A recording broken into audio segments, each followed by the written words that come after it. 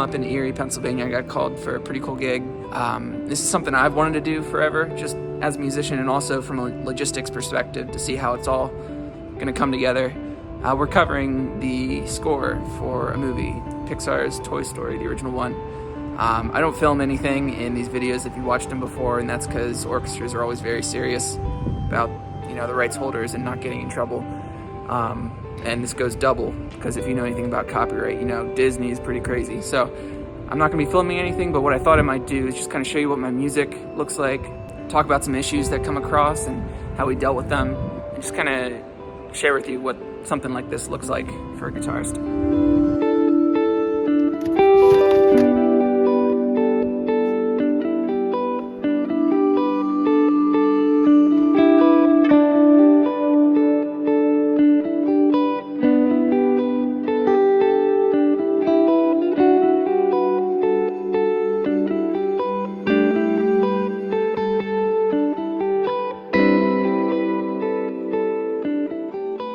Just setting up here. I've got my Fano TC6, my Kings of Leon guitar.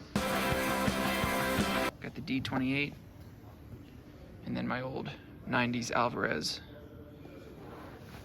I run everything into this preamp that goes out into the Stomp XL for processing. Got 4 presets basically that I'm using. So there's the rock guitar sound, jazz electric, classical, nylon string, and the flat top preset.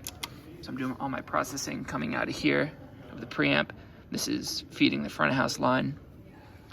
And then I'm taking a second line out of my second output here for a personal monitor. I just used my Fishman acoustic amp for that. It's pretty flat response, aside from a small low cut I like to do usually. Just because it's sitting on the floor, it gets a little boomy. The monitor is just giving me dialogue, the electric bass, which is the full way across the orchestra, and the singing, where we have the original voice actors in the tracks.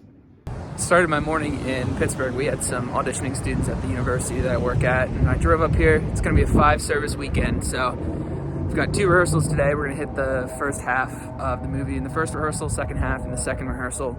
Tomorrow, Saturday, we've got a rehearsal in the afternoon, just doing a full run, spot checking a few small things, and then concert Saturday night, Sunday matinee.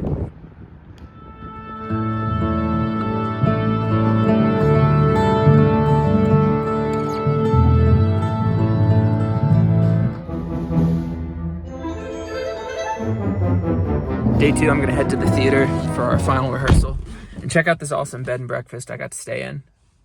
A lot of the musicians come from out of town. Like, overheard someone say that they came all the way from Detroit for this.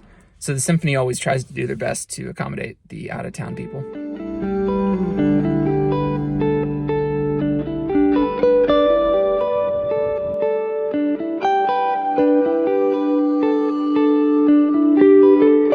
This is a pretty serious projector. This is putting off a lot of heat. There's 2 of them.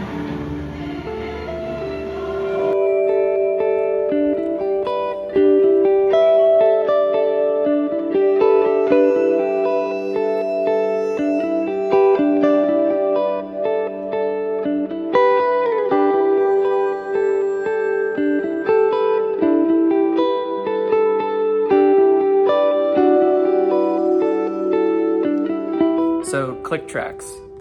We need to use a click. The entire show is clicked out, just because that there's certain events in the film. There's dialogue we need to play perfectly in time with, as well as the original voiceover actors singing, and the orchestra needs to be able to play along with them. So in order to make that happen, a few people are on click. Obviously, the musical director, and from there he's conducting, and most of the members of the orchestra, the traditional members, are playing to the conductor. Then we have the rhythm section and the entire percussion section. So guitar, I believe the keyboard player, who is on my right, completely on the other side. I'm kind of center stage. We've got the keys all the way to the right. We've got the electric bass, which is in the bass section all the way on the opposite side of the stage from the keyboard over to the left. And then also the percussionist just off to my right. I think there's 5 of them. We all have an in-ear kit with the click track. So here's the guitar book. First number we play, Walt Disney Pictures Castle logo. It's the When You Wish Upon a Star melody with yeah, on screen is the star shooting over the castle. So it's telling us we get 4 clicks in. People with click track are going to hear that, but everyone else in the orchestra is just going to see the conductor beat 1, 2, 3, downbeat of the first measure. It's telling us some tempo changes that we might have. Get to the end fermata, and then it says we have 11 seconds until we start the next song, which is actually the first bit of underscoring. 8 free, it's telling us we have 2 measures of 4/4, or 8 clicks in total before the downbeat of the first measure. And I always just reinforce with pencil marking, just to make sure I'm on the right instrument. There's a lot to think about when you're doing these shows. So here's a song that has a lot of guitar parts in it. This is previous handwriting from some other guitarist who just wrote the cue line for the start of the song. We've got 4 clicks up front, fermata, and then the click just starts right in this measure. So I have 1 measure of click before I play, 1 measure of conducting, and then at the end I wrote a reminder to switch to my jazz preset for the next tune. Here's another place where the previous guitarist left me some notes that were really helpful. With this film, there's really not much downtime at all in between the songs, so it can be tough to keep track of what's what. When I'd played musicals in the past, if I wasn't on a song, I'd just have a placeholder page that would say song title and then tacit underneath it. But in this, since the music doesn't really stop and it'd be difficult to tell what number you're on, they actually chart out every single song with rests, which means that you also have to pay attention the whole time. You can't really sit back. Unless you have someone that was kind enough to leave you all this information. So I switched to a nylon guitar for this, and he wrote a little cue here, march brass. So the brass section is playing a march pattern. Timpani hit right there. Sweet Dreams, that's a vocal cue. And then here's a situation. So I do have a click track, but because the orchestra is not on a click track, they have a different idea of where the beat is. If I'm going to play with the drum set, I'm going to listen to that click track because I know he's got it too.